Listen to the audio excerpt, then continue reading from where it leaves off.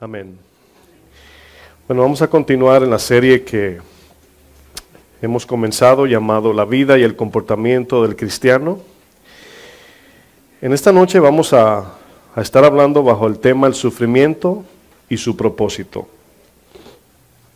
Quiero leer dos versos de la Biblia. Vamos a comenzar por 1 de Pedro 4, versículo 1.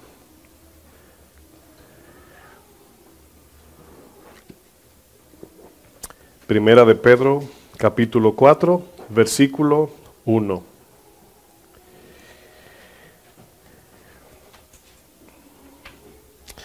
Dice, puesto que Cristo ha padecido por nosotros en la carne, vosotros, ¿qué dice? Vosotros, creo que no han llegado algunos, ¿verdad? Vosotros también armaos del mismo pensamiento. Pues quien ha padecido en la carne terminó con el pecado, para no vivir el tiempo que resta en la carne conforme a las concupiscencias de los hombres, sino conforme a la voluntad de Dios. Filipenses 2:5 es el segundo verso que vamos a leer. Segundo texto, Filipenses 2, verso 5.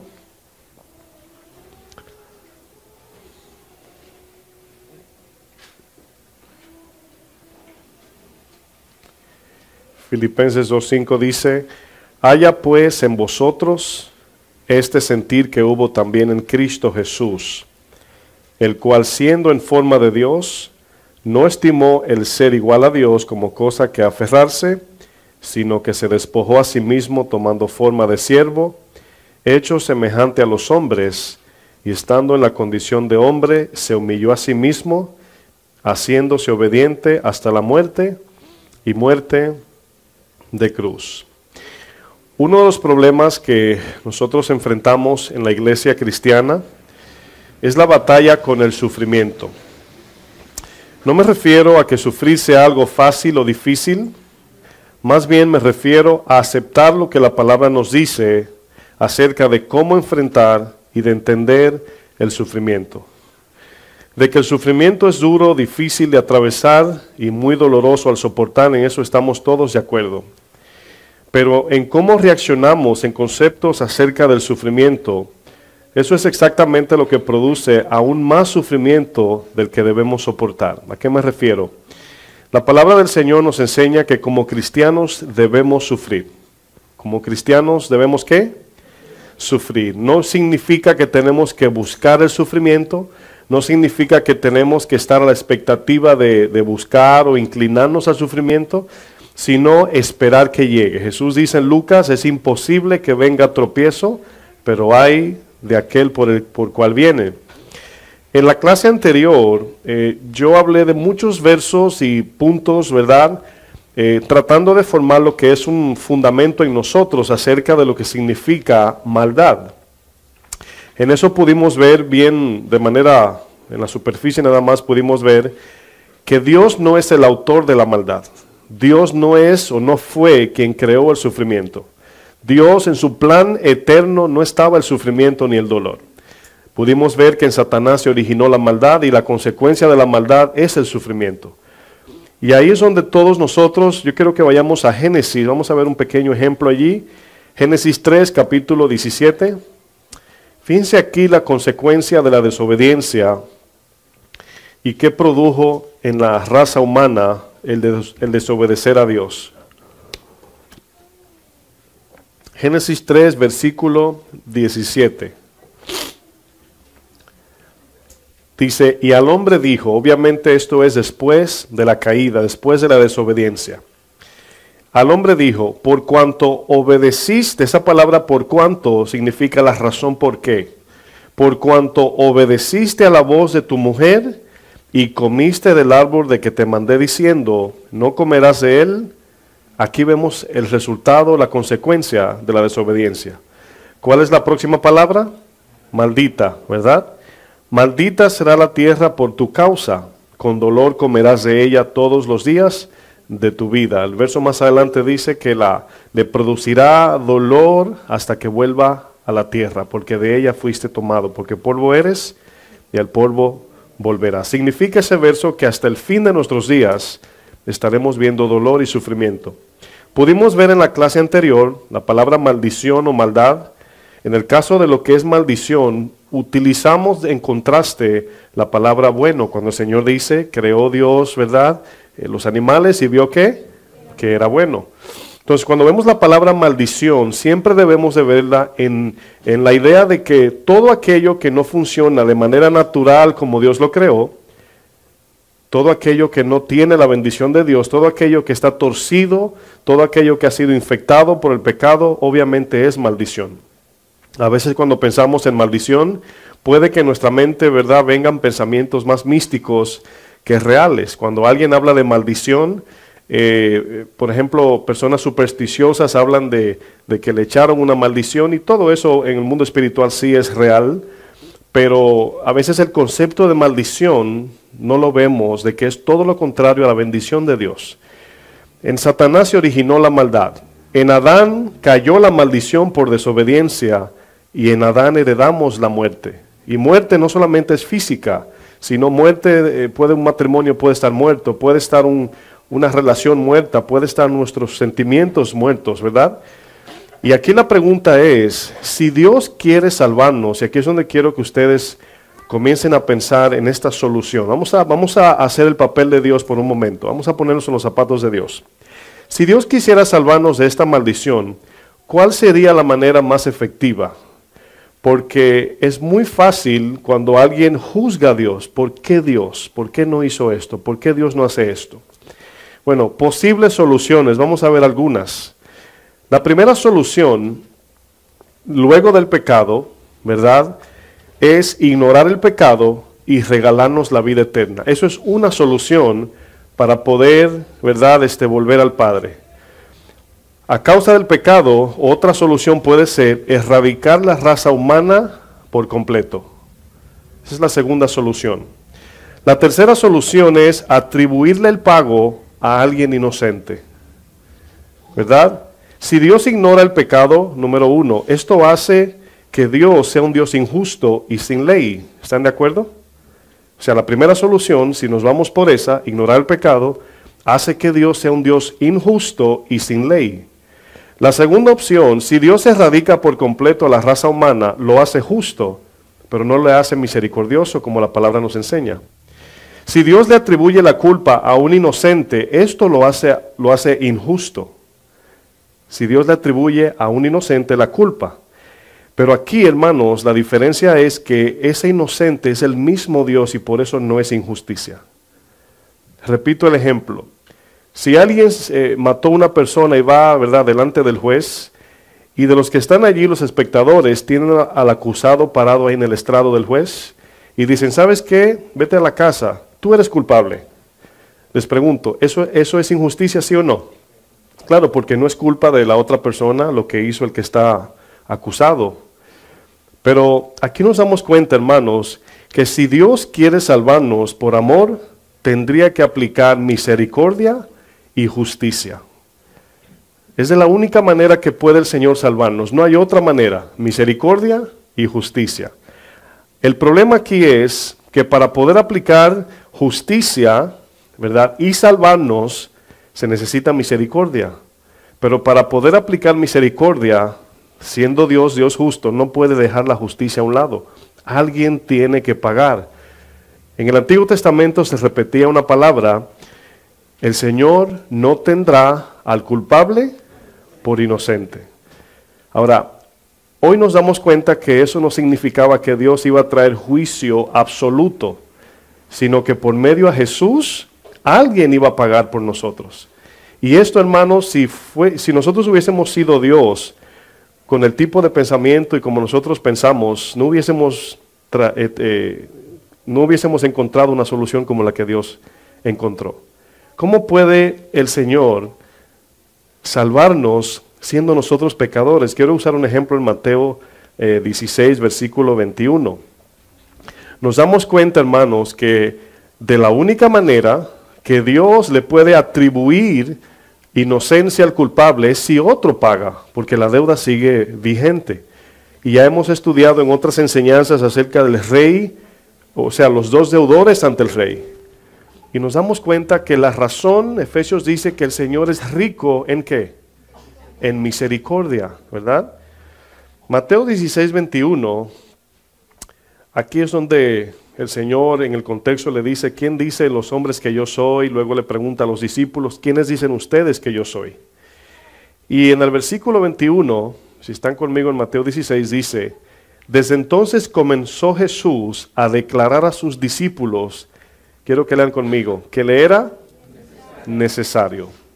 Esta palabra necesario en la Biblia tiene un peso muy, muy grande por cuanto viene de la boca de Dios. Esta palabra aparece también hablando con Nicodemo. Nicodemo le dijo, ¿es necesario qué? Nacer de nuevo. Es necesario. También estas palabras se las dijo Jesús a Juan el Bautista, cuando Juan el Bautista le dijo, tú tienes que bautizarme. Jesús dijo, es necesario que cumplamos toda justicia. Ahora, esa palabra necesario es una palabra que en los ojos de Jesús era algo absoluto, tiene que pasar, sí o sí. Pero fíjense lo que él dice, es necesario ir a Jerusalén y padecer. Ahora, nosotros ese necesario no quisiéramos que estuviera detrás de padecer. Nosotros no queremos escuchar que es necesario padecer, nadie. Y es normal eso, es una actitud normal.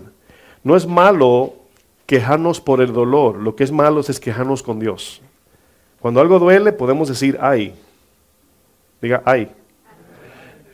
Es normal, es un reconocimiento de que algo duele. Pero no debe de ir esa queja al trono de Dios diciendo, Señor, ¿por qué? Porque Dios, número uno, no trajo el dolor, pero número dos, nos ha dado la salida.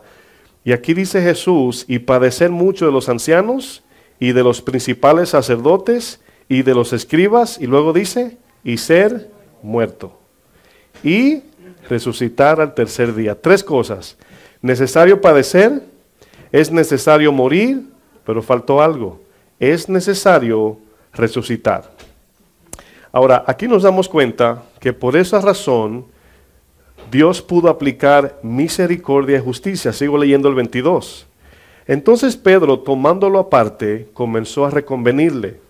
Es muy importante lo que vamos a leer, diciendo, Señor, ten compasión de ti. Ahora, aquí es donde nosotros podemos ser más sentimentales que compasivos. La palabra compasión en la Biblia no se parece a la compasión de este mundo.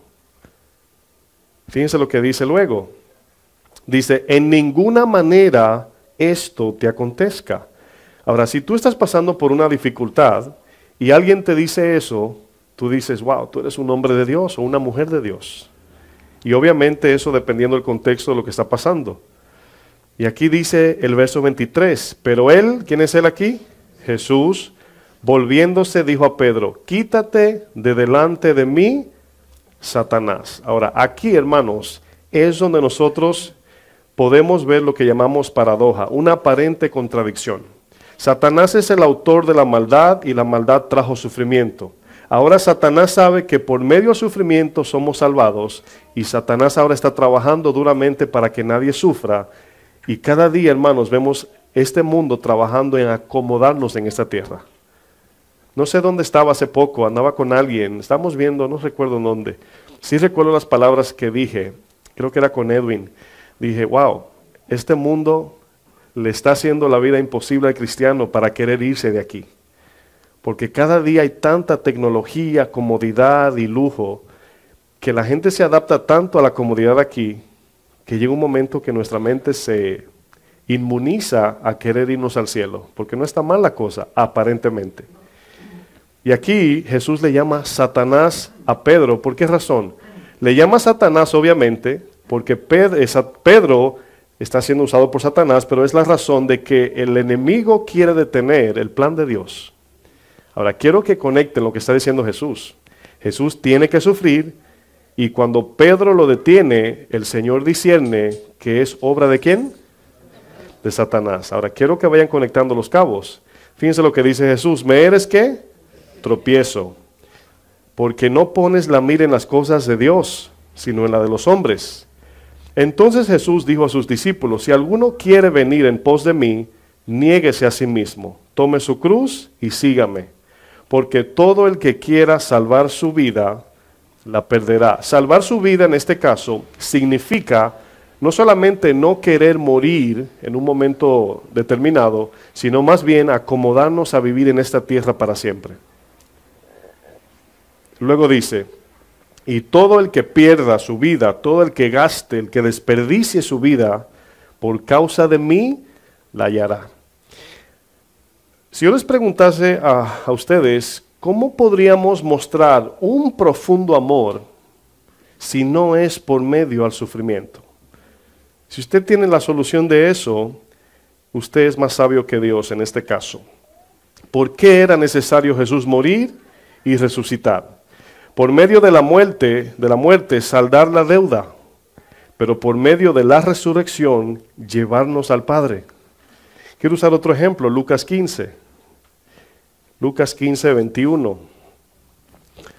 Si nosotros pensamos que la Biblia nos dice que por causa de la maldad, el corazón de muchos se enfriará por haberse multiplicado la maldad, el corazón de muchos se enfriará. Imagínense si eso va de incremento en progreso cada vez más y nosotros como cristianos estamos buscando la manera más fácil de servir a Dios, ¿cómo enfrentaríamos esos tiempos? Esa es la pregunta. Es como un soldado que quiere ser militar, que pregunta a su entrenador, maestro, quiero ir a la guerra, pero si es posible, ¿verdad?, que no haya tiros allí, porque si tiran un tiro me voy a mi casa. Esa es más o menos la idea cuando nosotros queremos vivir la vida cristiana sin sufrimiento.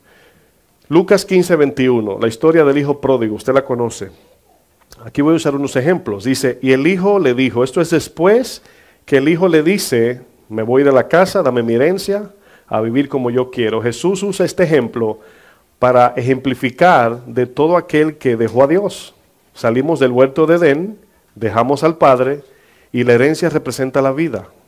La herencia, dame mi herencia, significa metafóricamente, deja que yo haga con mi vida lo que yo quiero. Eso hicimos antes de Cristo todos. Y luego dice, luego que el hijo pródigo reconoce, se arrepiente, dice, Padre, he pecado contra, ¿quién? El cielo y contra ti. Contra el cielo significa contra el sistema del Señor, el reino de los cielos, y contra ti, el agente, el cual es Dios.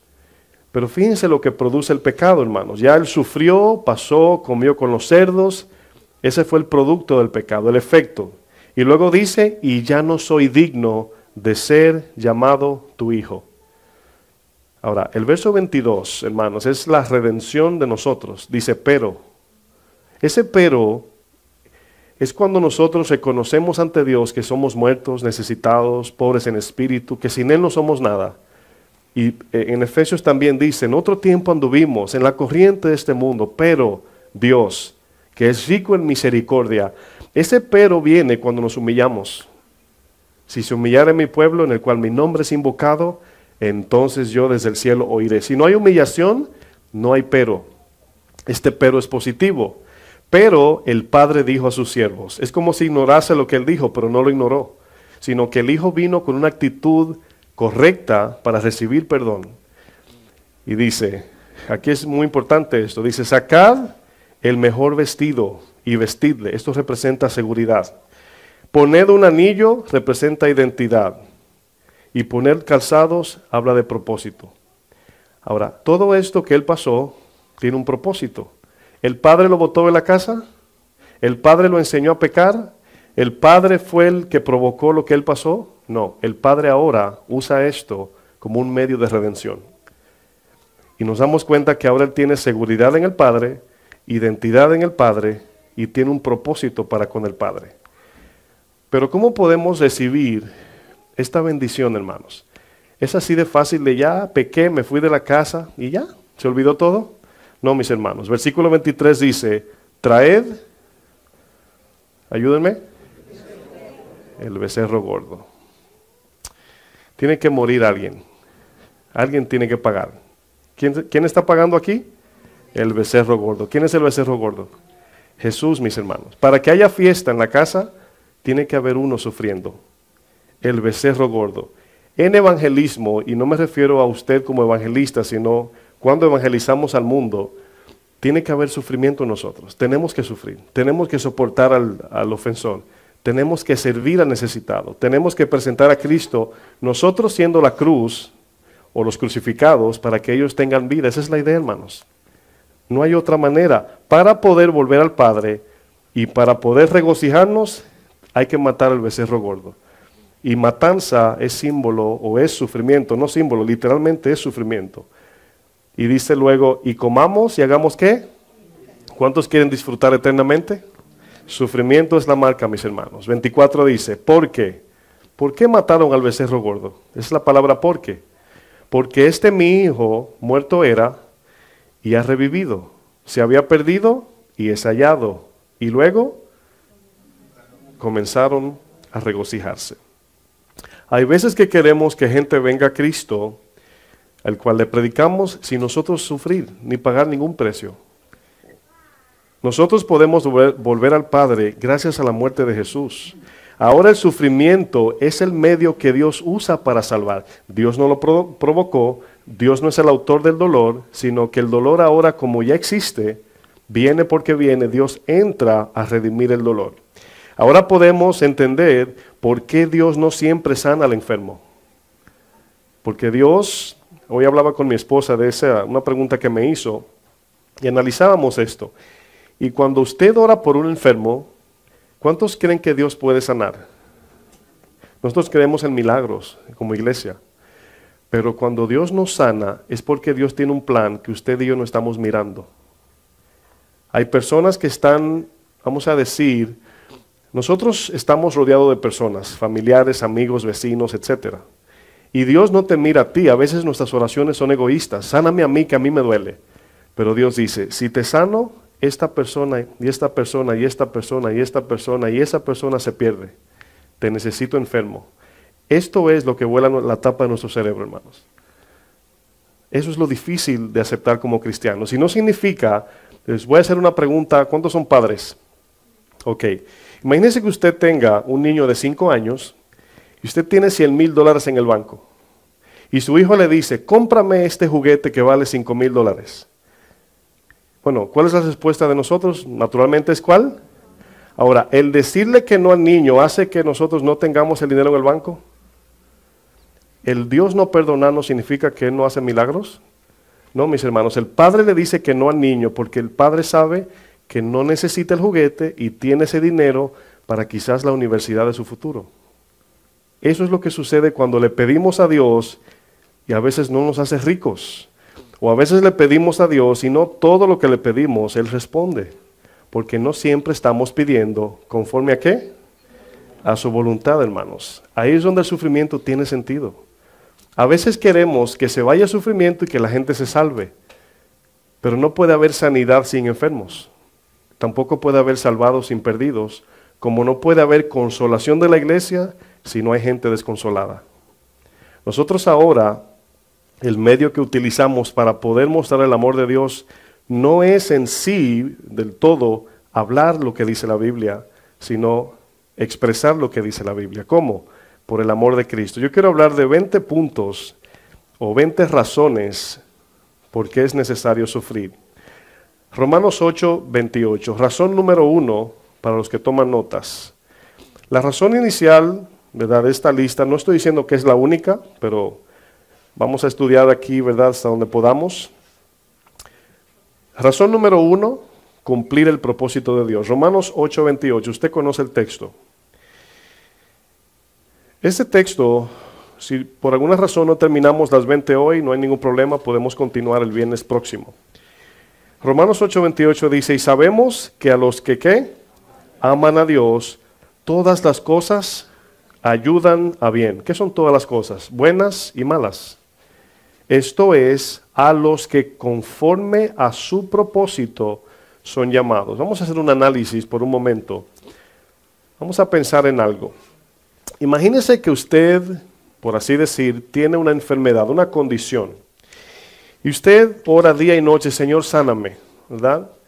Ahora, nunca usted va a escuchar cuando Dios te va a decir no.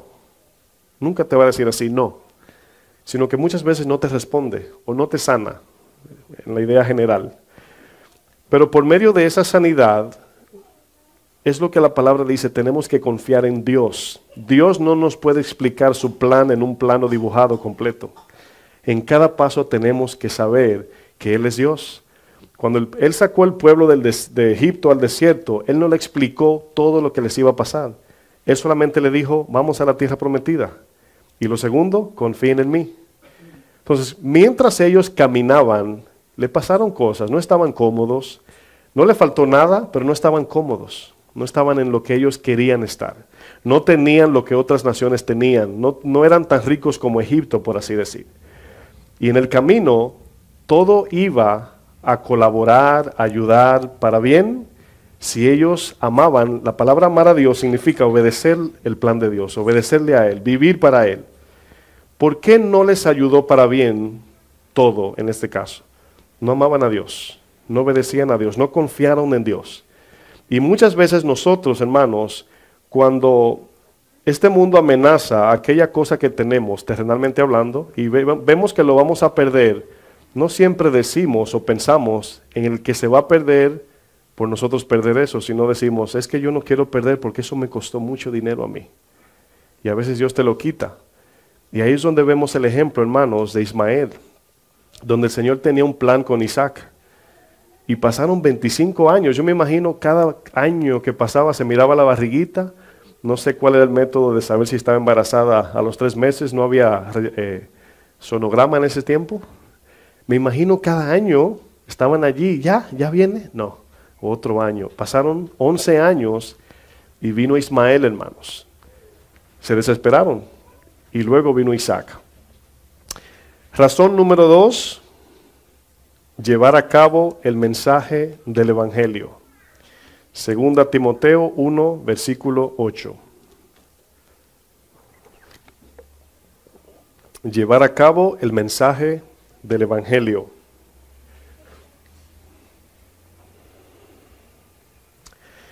Segunda Timoteo 1:8 dice, por tanto no te avergüences de dar testimonio de nuestro Señor, ni de mí, preso suyo, sino participa de las aflicciones. ¿Por qué? Por el Evangelio según el poder de Dios. En el sufrimiento como cristianos, Dios nos da la fuerza, el poder para soportar. Pero es en el soportar la prueba que nosotros desarrollamos la fe y los que nos ven creen. Esa es la manera que Dios ha, si le puedo decir, diseñado, ¿verdad? Vamos a decir, o en su sabiduría, en su soberanía, el Señor ha planificado, como hablábamos anteriormente, o sea, no hay otra manera. Por ejemplo, piense por un momento, si las personas creyeran a Jesús, nada más por decir Dios te bendiga. ¿Usted se imagina? Estuviéramos en la calle, en una esquina, 24 horas por la ventana, Dios te bendiga, Dios te bendiga. O sea, sin propósito, hermanos. Pero cuando Dios mira la salvación, no la está mirando en el sentido de aquí tienes un regalo y ya. Hermanos, cuando algo no tiene propósito, no tiene valor. Cuando algo no tiene propósito, no tiene valor. Razón número 3, santificarnos. Razón por el sufrimiento, santificarnos es la razón número 3. Deuteronomio 8, versículo 2.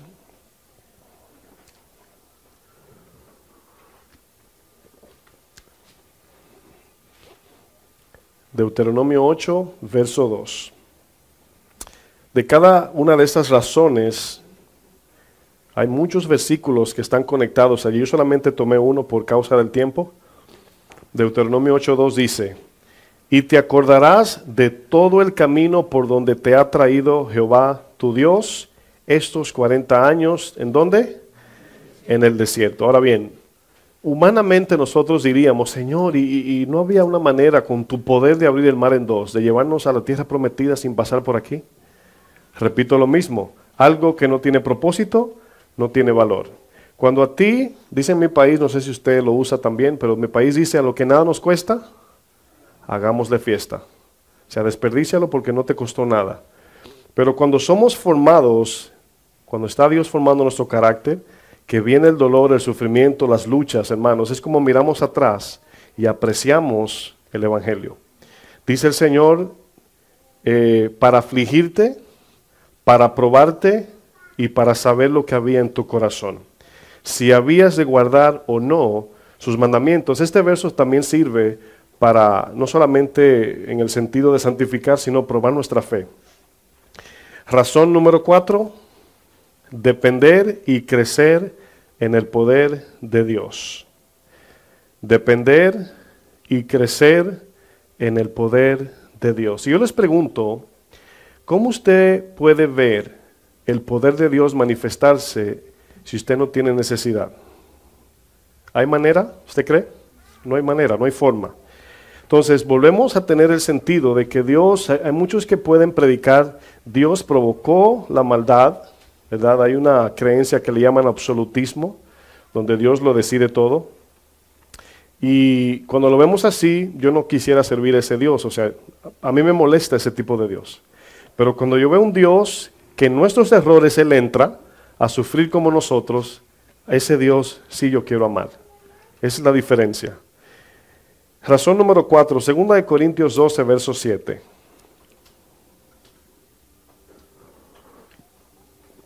Razón 4 es depender y crecer en el poder de Dios. 2 Corintios 12, 7. Pablo, el apóstol de Jesucristo, tenía un aguijón.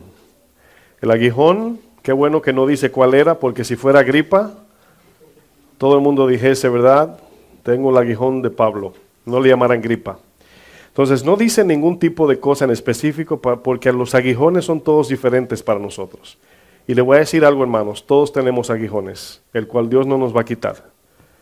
Algunos dificilísimos, otros son más, podría decir, ligeros, a lo mejor, todos según la capacidad de cada quien. Fíjense lo que dice. Y para, la palabra para, los que, ¿verdad? ¿Cuántos estuvieron en el instituto de la clase pasada? Para significa, ¿verdad? El propósito, el porqué. Y para que la grandeza de las revelaciones, Pablo tuvo una revelación del cielo, y yo soy testigo de que eso sí envanece y le da a uno un sentido de ego. Cuando uno recibe una revelacioncita de Dios, se siente uno como el ángel Gabriel y tiene uno que humillarse, ¿verdad? Dice, no me exaltase desmedidamente, me fue dado un aguijón. Ahora, ¿el aguijón de quién vino? De Satanás, ¿verdad? Dios lo usó para tratar con Pablo. Lo que hizo Dios fue que no se lo quitó, pero Satanás se lo puso. Si por Satanás estuviésemos llenos de aguijones, Dios lo detiene. ¿Se acuerdan de 1 Tesalonicenses? Hay quien al momento lo detiene, al inicuo. Lo detiene limita su maldad con nosotros. Si Dios le da rienda suelta a Satanás, estuviéramos en pedacitos rebanados como queso de picadera. Pero Dios lo detiene. Dios le dice sí, no, tócalo, no lo toques, como a Job. Entonces Dios lo que hace es que, vamos a decir, canaliza lo que Satanás quiere hacer, lo detiene o lo deja, pero no es Dios quien hace la maldad. Y aquí dice, me fue dado un aguijón en mi carne, no en el espíritu, en la carne. Porque es importante entender que los dolores terrenales son en la carne, porque podemos estar gozosos y sufriendo, podemos estar en paz en medio de una tormenta, y en la tormenta sufre la carne, pero la paz está en el espíritu. Los frutos son recibidos en el espíritu. Alguien me dijo, wow, pastor, no sabía que podía sentirme con mucho miedo, con mucho dolor, perdón, pero en paz. Y yo le dije, el dolor es en tu carne y la paz es en tu espíritu. A veces se nos olvida que cuando alguien te ofende, no te está ofendiendo tu espíritu, te está ofendiendo tu ego, el tú. Pero el espíritu te dice, humíllate, perdona. Eso te dice, ¿verdad? O pide perdón.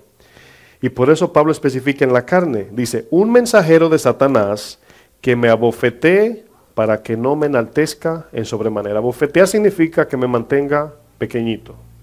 Entonces hay cosas que nos mantienen en oración, buscando de Dios, dependiendo de Dios. Es como el niño que hay que darle el dinero peso a peso, porque si le das todo el dinero no vuelve a ti. Esa es la idea. Razón número 5, exponer nuestra fe. Razón de por qué es necesario sufrir. Número 5, exponer nuestra fe. Ahora, pregunto también, ¿hay otra manera de saber cómo está nuestra fe sin sufrir? No, mis hermanos, fuera fácil ser cristiano así. Santiago 1, versículo 2. Santiago 1, verso 2.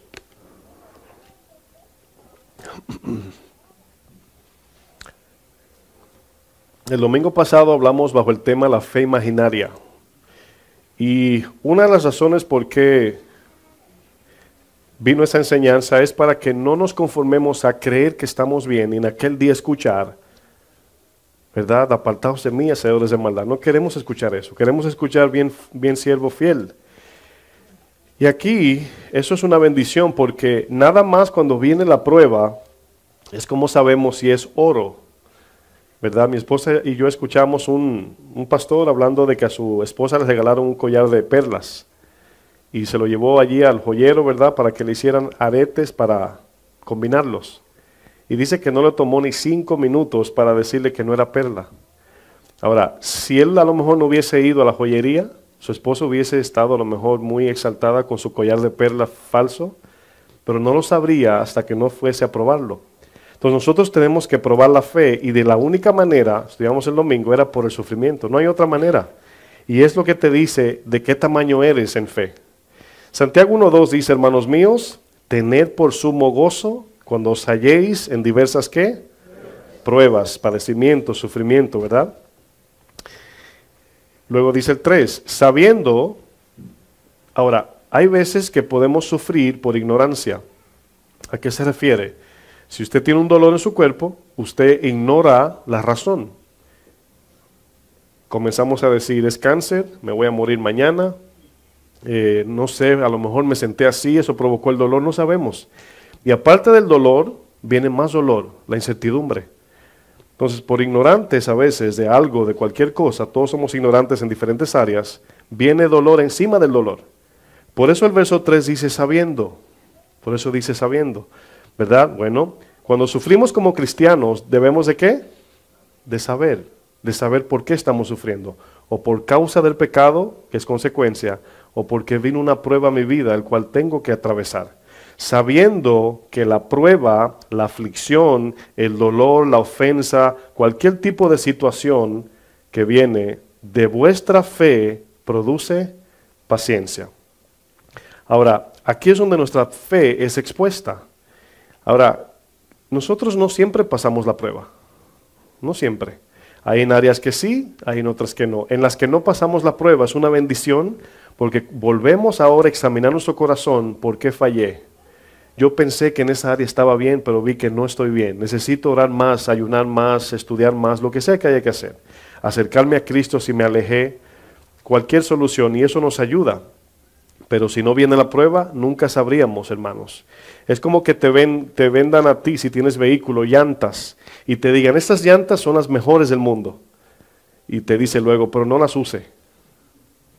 Tú dices, ¿cómo? No, ponla en tu sala de lujo ahí. No, tiene que pasar por la prueba la llanta, a ver si lo que él dice es cierto. Pues no podemos, nuestra fe no puede estar de lujo en la casa, tiene que estar puesta a prueba. Razón número 6, ¿por qué debemos de sufrir o por qué es tan necesario?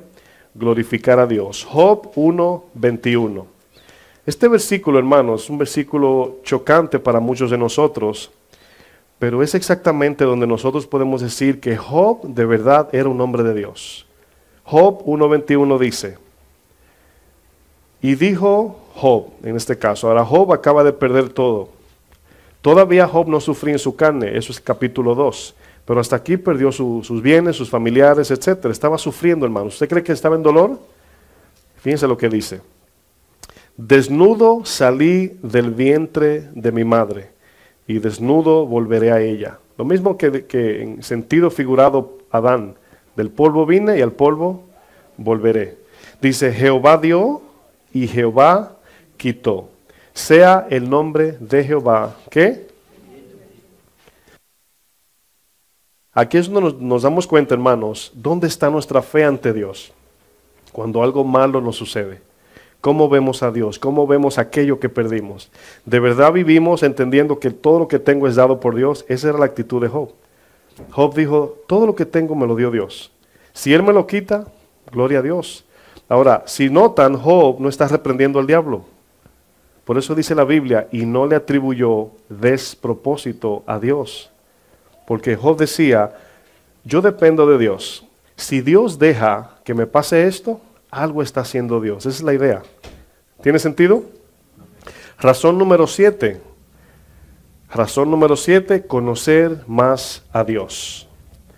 Conocer más a Dios. Primera de Pedro 4, versículo 13.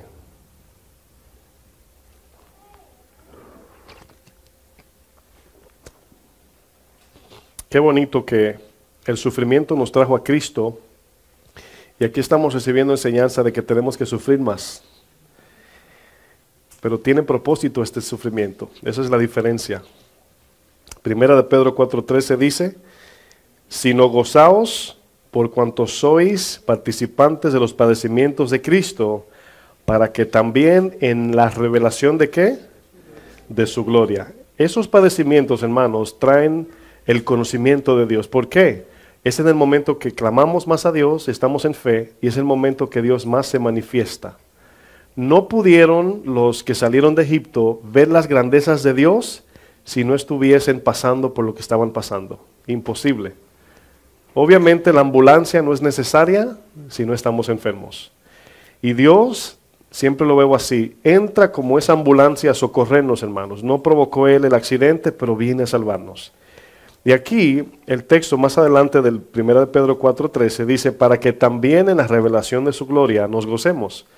¿Cuántos se han gozado cuando están pasando por una prueba y ven la mano de Dios entrar? Y dicen, wow, pero el Señor me bendijo, ¿verdad? El Señor me respondió, el Señor me ayudó, el Señor estuvo ahí conmigo. Ahí podemos verlo a Él. Y cuando alguien te dice, ¿cómo tú crees en un Dios que no ves? Tú le dices, sí lo veo, todos los días de mi vida. Porque en cada situación que lo reconozco y le pido que me ayude, ahí está conmigo. Y por eso podemos conocerlo más. Razón número 8. Razón número 8, crecer en entender cuánto le necesitamos. Ahora, si somos honestos, el sabio Salomón dijo, es mejor estar en un funeral que en una fiesta. En la fiesta estamos, ¿verdad?, dando brinco, bailando, saltando, comiendo, ¿verdad? Pero en el momento que vemos el techo temblar, decimos, ay, Dios mío, ¿verdad? Ay, Dios mío. En mi país, a lo mejor en el suyo también, cuando algo le impresiona a la gente, llaman a Satanás, dicen el diablo. Pero cuando tienen miedo, ay, Dios mío. Y solamente cuando estamos frente a una necesidad es cuando usted o socorre a uno o usted necesita ser socorrido. Y por eso la razón número 8, ¿verdad? Crecemos al entender qué tanto le necesitamos. Razón número 9, incrementar nuestra sed de Dios. Salmo 42, versículo 1. Incrementar nuestra sed de Dios. Salmo 42, 1.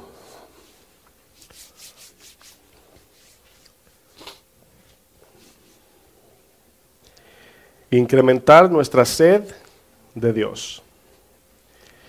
Fíjense, aquí se utiliza un ejemplo del animal, del ciervo, y el ejemplo aquí obviamente sabemos que cuando tenemos sed, ¿estamos en qué? En sufrimiento, ¿verdad? Estamos sufriendo, estamos en dolor. Sed produce dolor.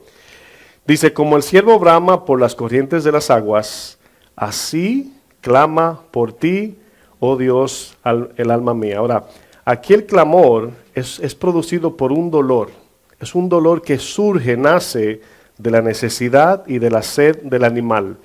Ahora, obviamente aquí vemos el animal, cómo surge, porque está en el desierto. ¿Sí están aquí? ¿Cómo surge, verdad? Fíjense lo que dice el 2. Dice, mi alma tiene ¿qué? Sed. ¿De quién? De Dios.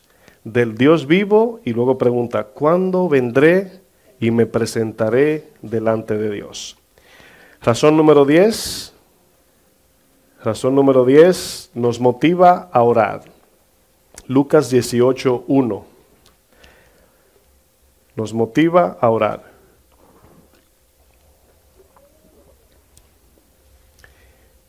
Aquí vemos la historia de la viuda y el juez injusto. Solamente vamos a leer el versículo 1 de Lucas 18. Dice, ¿están todos allí? Dice, también les refirió Jesús una parábola sobre la necesidad de orar siempre y no desmayar. Ahora nos damos cuenta aquí, solamente voy a parafrasear la historia porque no nos da tiempo de leerla completa.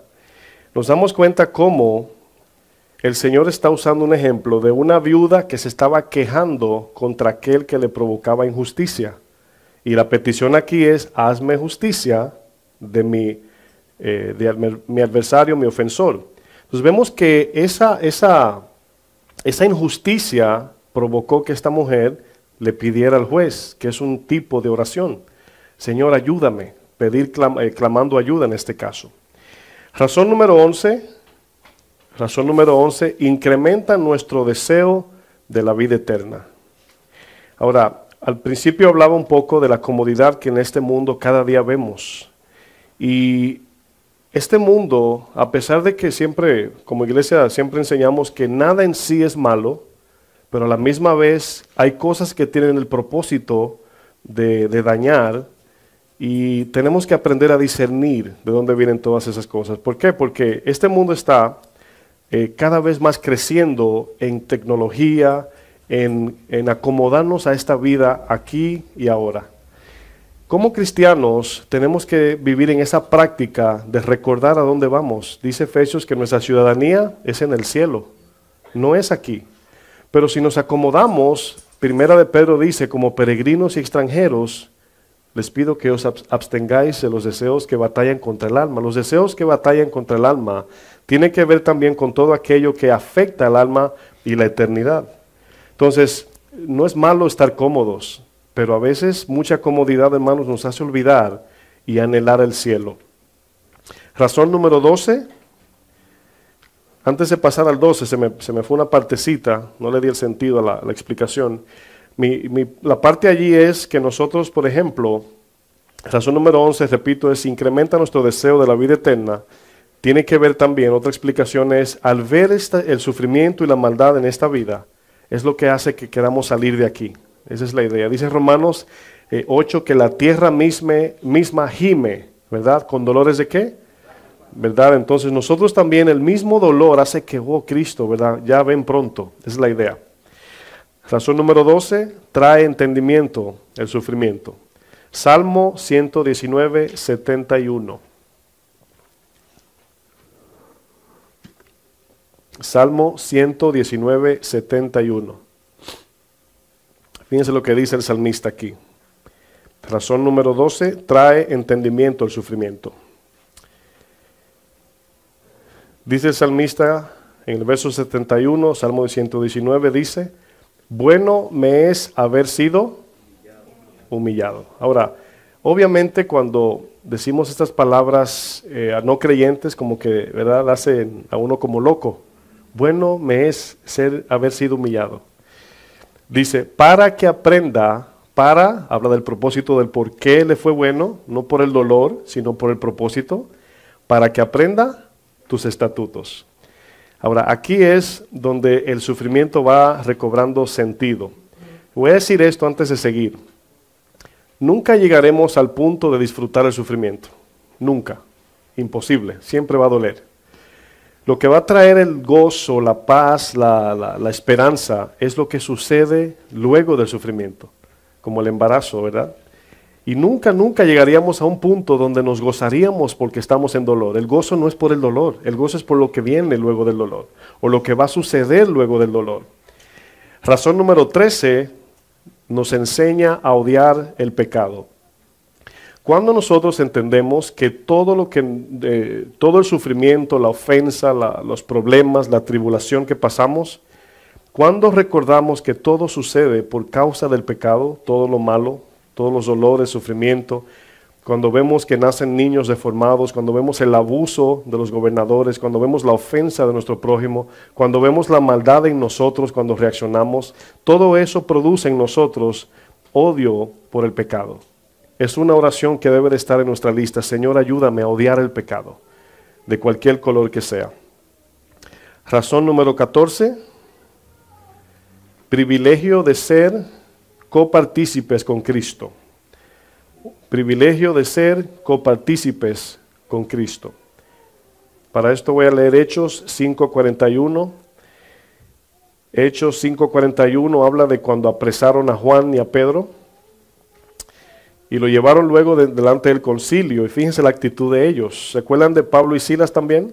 ¿Verdad? Dice Hechos 5:41, y ellos salieron de la presencia del concilio gozosos. Ahora, fueron azotados y todo, ¿verdad? Yo les pregunto, ¿ustedes creen que ellos estaban contentos por el dolor que traían? No. Gozosos de haber sido tenidos por dignos de padecer afrenta por causa de ¿qué? ¿Del nombre de quién? De Jesús. Filipenses 3:10. Filipenses 3, versículo 10.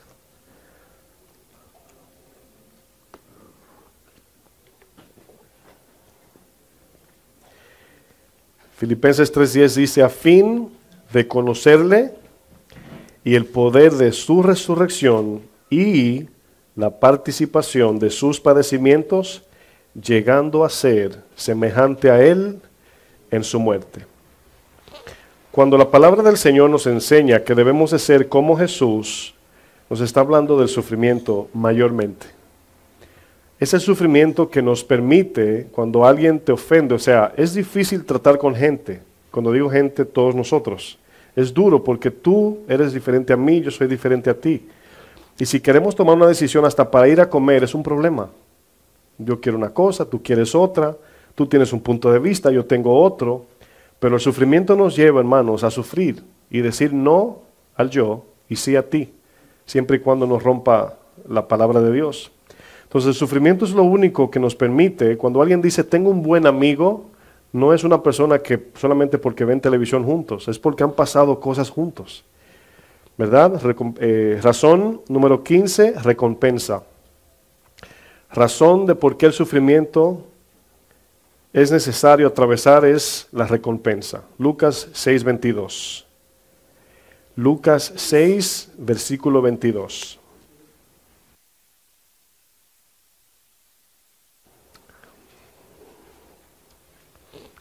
Fíjense aquí lo que a veces llamamos, en la ley de interpretación hay una palabra que se llama paradoja, y en la Biblia hay aparentes contradicciones, pero tiene su explicación. Y aquí es donde Jesús usa una aparente contradicción cuando Él dice, bienaventurado, ¿verdad? Seréis cuando los hombres aborrezcan. Ahora, ¿no es eso lo que el ser humano busca, la aprobación de hombres, el aplauso, la fama? Para el ser humano esto es raro. Bienaventurado eres cuando te aborrezcan. Pero aquí no está hablando nada más del odio, de la maldad. Está hablando, a continuación dice, y cuando os aparten de sí, os vituperen y desechen vuestro nombre como malo, dice ¿cómo? Por causa del Hijo del Hombre. Ahí está la bienaventuranza. Lo que lo hace bienaventurado no es el sufrimiento, sino el sufrimiento por la causa de Cristo. Versículo 23 dice, gozaos en aquel día y alegraos, porque he aquí vuestro galardón es grande. ¿Dónde? ¿En la tierra? Bueno, dije en la tierra irónicamente porque a veces queremos que el galardón sea aquí. Y galardón aquí habla de muchas cosas, no solamente una caja de regalos, sino del gozo, la paz, ya no más lágrimas, ya no más ofensas, ya no más sufrimiento ni dolor. Ese es el galardón grande, hermanos. Mientras tanto, tenemos que sufrir. Dice, porque así hacían sus padres con los profetas. Así pasaron ellos. ¿Y dónde están? En el cielo con el Padre ahora. Eso hace cuando entendemos el sufrimiento. Ahora, cuando entendemos este tipo de cosas, lo que es el sufrimiento, es exactamente lo que nos ayuda a nosotros enderezar, y no solamente eso, buscar la manera de cómo buscar que Cristo nos ayude en cada paso. Porque el entender esta enseñanza, hermanos, no es de decir, vamos a sufrir, ya estamos preparados. No, es acercarnos a Cristo, abrazarnos de Él para que Él nos ayude. Porque sí, no es fácil, hermanos. Razón número 16, nos hace más compasivos. El sufrimiento nos hace más compasivos. Esto es, si alguien está sufriendo o si usted está sufriendo. Pero obviamente todo esto que hemos visto es producido cuando estamos en Cristo. Porque el sufrimiento no a todo el mundo lo hace compasivo, sino más maldad en su corazón. Razón número 17, es la oportunidad para ayudar y salvar a otros. Razón de por qué el sufrimiento, número 17, oportunidad para ayudar y salvar a otros. Segunda de Corintios capítulo 1.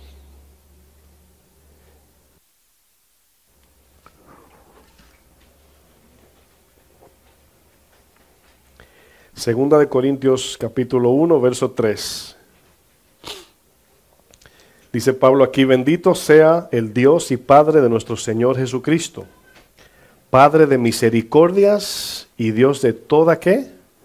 Consolación, el cual nos consuela en todas nuestras ¿qué? Tribulaciones. ¿Cómo podríamos conocer la consolación o el consuelo de un padre sin tribulación? No necesitaríamos al Padre para eso. Dice, para que podamos también, diga conmigo, podamos también nosotros consolar a los que están en cualquier tribulación, por medio de la consolación con que nosotros somos consolados por Dios. Ahí están viendo, cuando Dios nos consuela, podemos consolar a otros. Pero es el sufrimiento, la oportunidad más que hay que aprovechar para aplicar esa consolación, entendiendo nosotros que el Padre nos consuela a nosotros. Dice el verso 5, porque de la manera que abundan en nosotros las aflicciones de Cristo, así abundan también por el mismo Cristo nuestra ¿qué? Consolación. Pero si somos atribulados es para que vuestra consolación y salvación, o si somos consolados es para vuestra consolación y salvación, la cual se opera en el ¿qué? En el sufrir las mismas aflicciones que nosotros también padecemos. Ahora, esto es exactamente lo que nos lleva a Cristo, lo que nos hace acercarnos más a Él, porque solamente en Él podremos atravesar y entender las aflicciones. Razón número 18, produce un mayor peso de gloria. ¿Qué significa mayor peso de gloria? Un mayor peso de gloria significa una certeza espiritual de la vida eterna. Una certeza espiritual de la vida eterna. Es ese peso de gloria que nos ayuda también a poder soportar las aflicciones. Segunda de Corintios 4, verso 17. Segunda de Corintios 4, versículo 17. Dice, porque esta leve tribulación momentánea, esas palabras son importantes entender porque está hablando de que la vida terrenal comparada con la eterna, ¿verdad? Y el sufrimiento terrenal comparado con el gozo y la gloria eterna es como nada. Es como nada comparativamente. Ahora, fíjense hermanos, que a veces el dolor lo podemos minimizar a nada cuando tenemos nuestra esperanza en la eternidad. Podemos ver nuestro dolor, por duro que sea, podemos minimizarlo si tenemos de contraste la eternidad y la gloria de Dios. Pero si nos olvidamos de la gloria de Dios, este problema que estoy pasando es el peor, es el más grande, es el más difícil. Y no hay solución. Pero si hay un contraste de la promesa de Dios, de la gloria de Dios, de la eternidad, que uno, comparado con la eternidad, no hay número con que podamos comparar, entonces ese dolor lo podemos atravesar con una esperanza, con una mente, una actitud diferente. ¿Verdad? Es como cuando el doctor dice, ya vas a estar bien. Casi, casi. Ese casi, casi es como una pastilla que a todos le sirve siempre y cuando viene el doctor. Vas a estar bien. Del doctor es del único que no queremos es ver la cara como, ¿verdad? Pero si él dice vas a estar bien, como que se calma el dolor. Y dice aquí, porque esta leve tribulación momentánea produce en nosotros un cada vez más excelente y eterno peso de gloria. Cuando sufrimos por causa de Cristo, hermanos, el Espíritu Santo pone esta certeza en nosotros. Es lo que la palabra también llama consolar. ¿Qué es un consuelo cuando lo vemos en términos humanos? Consuelo es traer una buena noticia a una mala noticia. Consolar a alguien por medio de un abrazo, de una palabra de esperanza, de una ayuda en momentos de necesidad. Y cuando sufrimos por causa de Cristo, esa palabra es importante, causa de Cristo, viene el Espíritu Santo a consolarnos, a darnos la certeza del peso de gloria. Razón número 19, y ya casi acabamos. Razón 19, ser más como Cristo. ¿Cuántos quieren ser más como Cristo? Amén. Todos nosotros, ¿verdad? Cada vez más como Él. Pero la marca real y genuina de ser más como Él es el sufrimiento. Primera de Pedro 2, versículo 20. Lo importante en el sufrimiento es entender que como cristianos tiene un propósito. Sí hay momentos, ¿verdad?, que viene la desesperanza, vienen los dolores que a veces son difíciles de soportar, pero nosotros tenemos que ser prácticos y cada vez más crecer en poner la mirada más allá del dolor. Como la mujer embarazada, siempre uso ese ejemplo. Primera de Pedro 2:20 dice, pues, ¿qué gloria es si pecando sois abofeteados y lo soportáis? Cuando tú cometes algún pecado y te insultan o te llaman la atención, nosotros podemos reaccionar, pero absorbemos la confrontación porque sabemos que hicimos algo mal. Pero la pregunta es, ¿qué gloria es? O sea, ¿qué propósito tiene? Ninguno. Dice más, si haciendo lo bueno sufrís y lo soportáis, esto ciertamente, ¿qué? Es aprobado delante de Dios. Hermanos, el mensaje de hoy no en gran manera se está escuchando de preparar a la iglesia para poder sufrir, sino la gente viene a veces, egoístamente nada más pensando en su dolor. Y suena duro encima de un dolor, ¿verdad?, decir que somos egoístas. ¿Por qué? Porque Dios no piensa como nosotros. Dios no piensa en sanar a uno y olvidar a otros. Todo el plan de Dios está conjunto como una red de telaraña, donde una cosa se agarra de la otra. Es el cuerpo de Cristo. Y usted y yo, cuando estamos en este cajoncito aquí adentro, no siempre estamos pensando en los que están allá afuera. De que cualquier situación que suceda, hermanos, cuando alguien del mundo le ofende, es una puerta abierta para perdonar. Es una puerta abierta porque a veces la misma ofensa procede de un corazón herido que fue maltratado, y cuando tú lo perdonas y absorbes el dolor, esa persona tiene una posible salvación, hermanos. No hay otra manera. Dice Jesús, ¿de qué vale que tú saludes al que te saluda? Eso es fácil, no hace eso los gentiles, o sea, saludar a tu amigo. Pero si saludas al que nunca te saluda, la gente va a decir, qué raro. Raro es lo que va contra el sistema de este mundo. Dice el verso 21, pues para esto, ayúdenme, fuisteis llamados. ¿Qué es esto? Sufrir. Eso dice el texto. Porque también Cristo padeció por nosotros, dejándonos, ¿qué? Ejemplo. Para que sigáis sus pisadas. ¿Cuáles pisadas? Las del sufrimiento. Más abajo comienza a hablar y luego dice quien le hablaban con maldición y no contestaba así. Última razón número 20. Una profunda expresión de amor y generosidad. Una profunda expresión de amor y generosidad. Ya para concluir, cuando uno piensa en soportar el dolor, cuando usted piensa en sus familiares, especialmente los padres que tienen hijos, ¿verdad? El padre siempre está sufriendo por el hijo, siempre. El hecho de ir a trabajar por ellos causa dolor, el trabajo. Cuando el niño lo van a inscribir en una escuela o la niña, el padre quiere saber que lo van a cuidar allí, le van a enseñar la palabra, digo la palabra, ojalá, ¿verdad? Le van a enseñar bien, ¿verdad? Matemáticas y ciencias y todo eso. Hay un dolor natural de incertidumbre por amor al niño, o a la niña en este caso. Cuando lo llevan al médico, ¿verdad? El padre quiere saber que es un buen médico, pero está sufriendo allí también. Ay, esa incertidumbre de no quiero que todo el mundo me le ponga la mano a mi hijo como médico y me lo dañe. Cuando el joven, niño o niña están creciendo, que va a enfrentar este mundo, hay un sufrimiento, una incertidumbre. No lo van a tratar como yo en mi casa. Cuando se van a casar, todo eso es sufrimiento, hermanos. Pero usted deja que el joven, la niña o el adolescente, un día va a dejar la casa. Y no va a haber un día de su vida que usted no sufra por amor. Ahora, el sufrimiento puede venir por incertidumbre, por dudas, por amor, pero sobre todo por entender que estamos en un mundo caído, hermanos, que le puede pasar cualquier cosa. Los que están aquí enseñaron a sus hijos a manejar vehículos? Levante su mano alguien. Me imaginé que Juan Carlos, Javier, Domingo, ¿verdad? ¿Cómo se sintió cuando tuvieron que darle el primer día solos en el carro? ¿Durmieron? dice Juan Carlos. O sea, es algo natural, hermanos. El sufrimiento es la expresión de amor. Ahora, cuando tú no le interesas a alguien, no sufres, porque no te interesa, no tiene importancia. Entonces, cuando queremos ahora mostrar a Cristo en este mundo, hermanos, y Jesús dice, no se sorprenda porque en el mundo lo van a aborrecer, en el mundo lo van a maltratar, en este mundo lo van a pisotear, lo van a burlar, se van a burlar de usted, le van a hacer bullying de todo.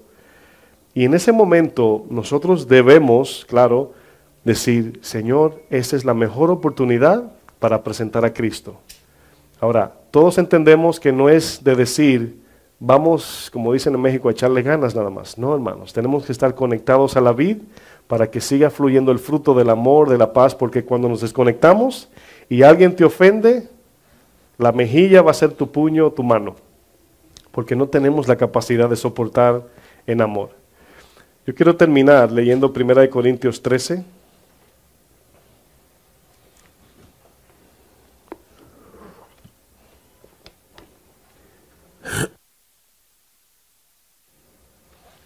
Primera de Corintios 13,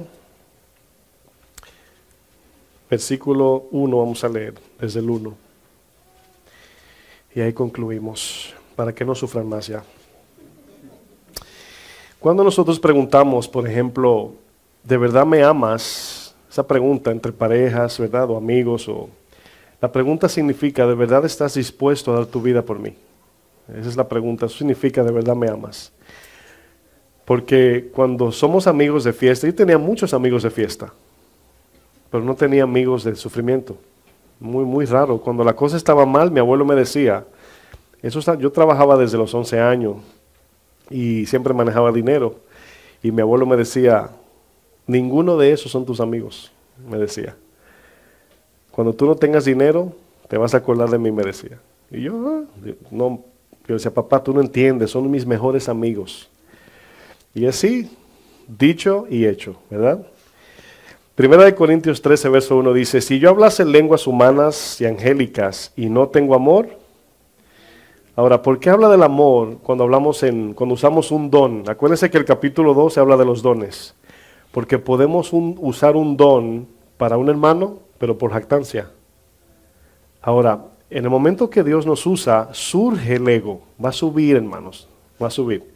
¿El sufrimiento cuál es? Humillarnos. El amor hace eso. Dice, vengo a ser como metal que resuena o címbalo que retiñe. No es aprobado por Dios el que hace eso.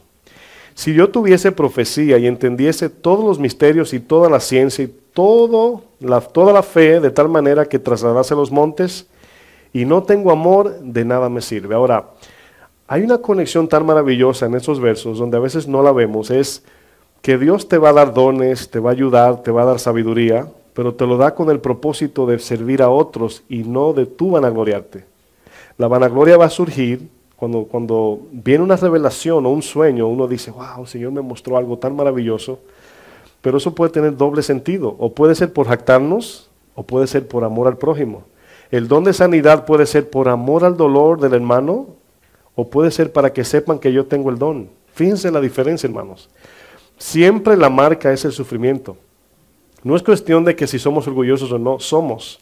Es cuestión de si nos vamos a humillar o no. O sea, ya estamos enaltecidos en nuestra mente caída, pero la palabra dice, humíllense. Verso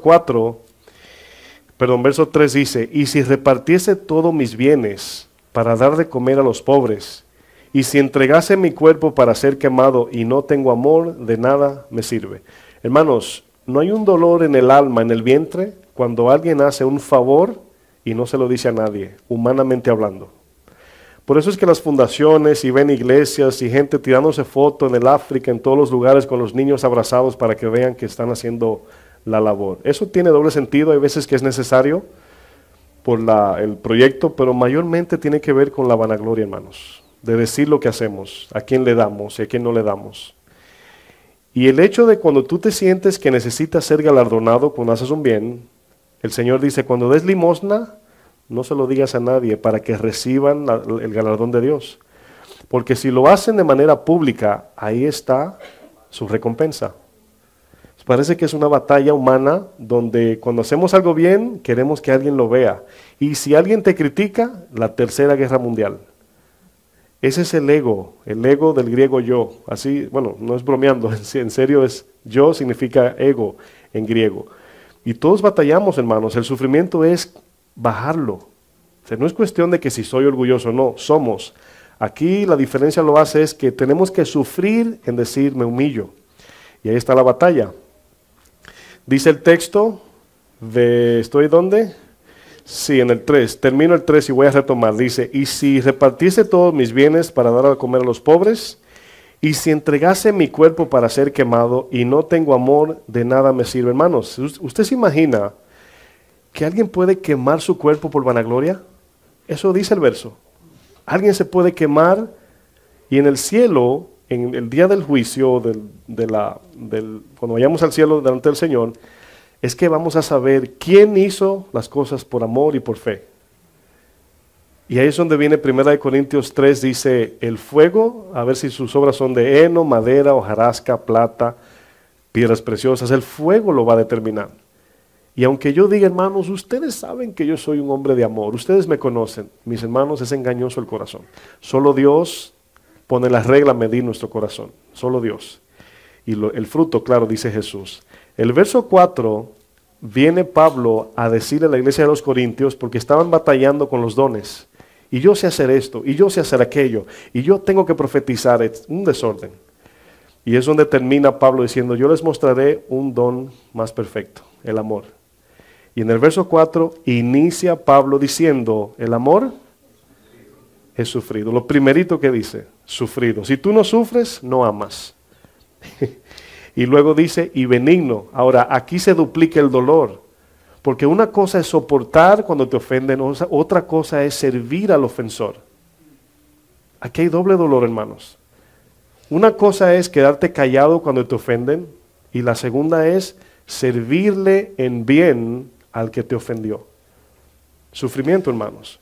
El amor no tiene envidia. Somos envidiosos por naturaleza, pero no envidiamos conforme a la voluntad de Dios y la ayuda de su palabra. Cuando a alguien le va bien y a ti no, decimos, Señor, bendícelo. Esa es la guerra. Estamos humillando siempre. El amor no es jactancioso. Cuando hacemos algo bien y otro no, nos jactamos por dentro. Pero decimos, Señor, tú eres, la gloria es tuya y me alegro por mi hermano, mi hermana que le fue bien. El amor no se envanece. Son actitudes que está hablando aquí el texto. El amor no se envanece. Si yo le quito el amor, podemos decir, nosotros somos envidiosos, jactanciosos, nos envanecemos. Esa es nuestra naturaleza. Pablo le añade el amor como la marca de sufre cuando surja esa actitud en ti, porque duele humillarse. ¿Cuántos están aquí? Dice, no hace nada indebido, no busca lo suyo. Es difícil, hermanos, no ser egoísta, humanamente hablando. Es en Cristo que aprendemos a decirle no al yo. No se irrita, no guarda rencor, no se goza de la injusticia, mas se goza de la verdad. ¿Cuántos se sienten gozosos cuando lo confrontan con la verdad? Hay que sufrir, hermanos, y decir, lo que tú dices, o sea, es como yo no soy mujer, ¿verdad? Pero es como que ya yo sé lo que es dar a luz. Cuando viene eso, el ego quiere salir y pelear con la persona, pero la palabra te dice que no. Y luego termina diciendo el 7, todo lo sufre otra vez. Todo lo cree, todo lo espera, todo lo que otra vez. Jupomeno, la palabra soportar aquí, paciencia, hermanos, o jupotazo, una de dos. Las dos significa aguantar algo de mucho peso que te está aplastando. Esa es la idea. El amor nunca deja de ser. Las profecías van a pasar. O sea, el amor nunca deja de ser. No quiere decir que usted y yo siempre amamos. Dice, el amor es eterno. Es lo único que va a prevalecer en el cielo. Y por eso dice las profecías, o sea, no le pongan atención a lo que va a pasar, no de moda, pero va a perecer. Dice, el amor, las profecías, verso 8, se acabarán, las lenguas cesarán, la ciencia se acabará, porque ya no se necesita conocimiento para ver a Dios, sino Él está frente a nosotros. Dice, ¿dónde ando? 9. Dice, porque en parte conocemos, o sea, no lo sabemos todo. y en parte profetizamos. Hermanos, esa palabra en parte conocemos. En el cielo vamos a poder decir, wow, Señor, gracias por no sanarme de esta enfermedad. Wow, Señor, eso fue lo que pasó. Gracias por no darme dinero en ese tiempo. Señor, en el cielo, gracias, Señor, por enviarme el aguijón. ¿Cuántos han dado gracias por aguijones? No digan amén, pero hay veces que uno dice, Señor, si no me... Hubo un hermano que me dijo, wow, yo estaba desesperado por alguien que me debió un dinero hace como no sé qué tiempo, y dice, ahora le doy gracias a Dios que no me lo pagó, y me lo pagó ahora. Y hay veces que no entendemos, hermanos, pero por eso dice Romanos, todo obra para bien para los que aman a Dios. En el fin vamos a ver todo lo que obró para bien. Es como la idea de una historia de una señora quejona que todas las noches oía un golpe en la pared, pum, pum, pum, pum, y se levantaba y por la ventana comenzaba a maldecir y todo eso. Y un día iba caminando, ¿verdad? Me adelanté. Antes la señora daba una vuelta de 1 kilómetro para comprar su comida. Y un día de eso se levantó y encontró un puentecito como de aquí a esa columna. Y dice ella, oh, mira qué bien, un puentecito, ya no me tengo que dar la vuelta por allá. ¿Sí entendieron? El pum, pum, pum, eran que le estaban edificando el puentecito, del cual ella se quejaba todas las noches.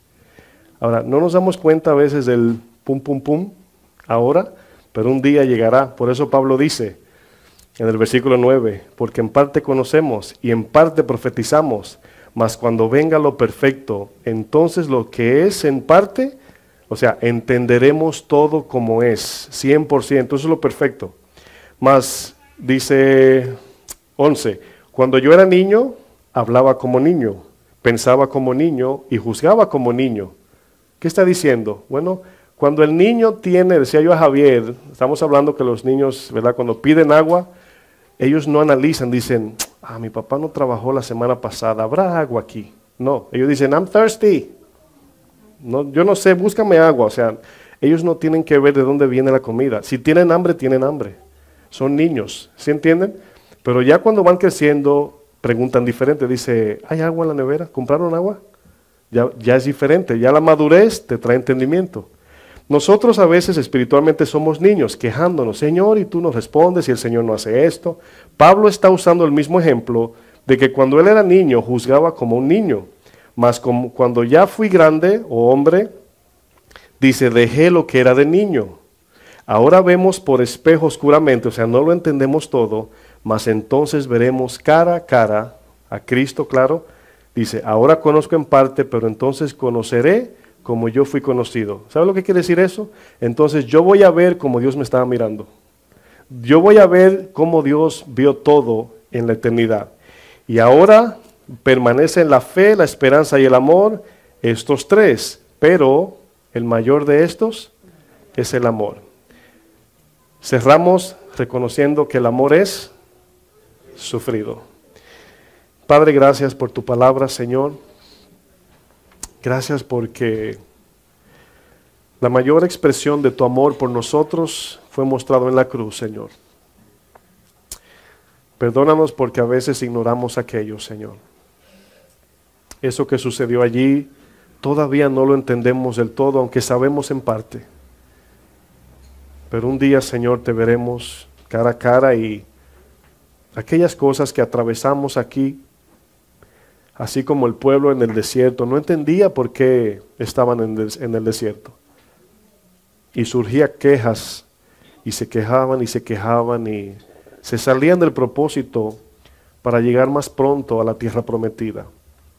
No soportaron la aflicción, no entendieron el propósito, no recibieron lo prometido. Pero nosotros, se nos ha escrito todo esto, Señor, para nuestro ejemplo, para que nuestro proceder no sea igual, Señor. Ayúdanos a soportarnos, a llevar las cargas los unos de los otros, a ser pacientes, misericordiosos, a crecer, a ser igual que tú cada día, Señor. Ayúdanos, Padre, en tu poder, a que el amor que viene de Cristo nos ayude, Señor, a alcanzar a los perdidos, a no criticarlos porque están en pecado deliberados, sino ayudarlos. Ellos no pueden ver como nosotros vemos, Señor. Pero aún nosotros necesitamos crecer en la perspectiva del sufrimiento, Señor. De no quejarnos cuando algo viene, pero no solamente no quejarnos, sino de que nuestro proceder siga siendo fiel en el medio del sufrimiento, Señor. Reconocemos que somos débiles sin ti, Señor, pero en ti podemos, Padre. En el nombre de Jesús te lo pedimos, Padre. Que el Señor les bendiga, mis hermanos.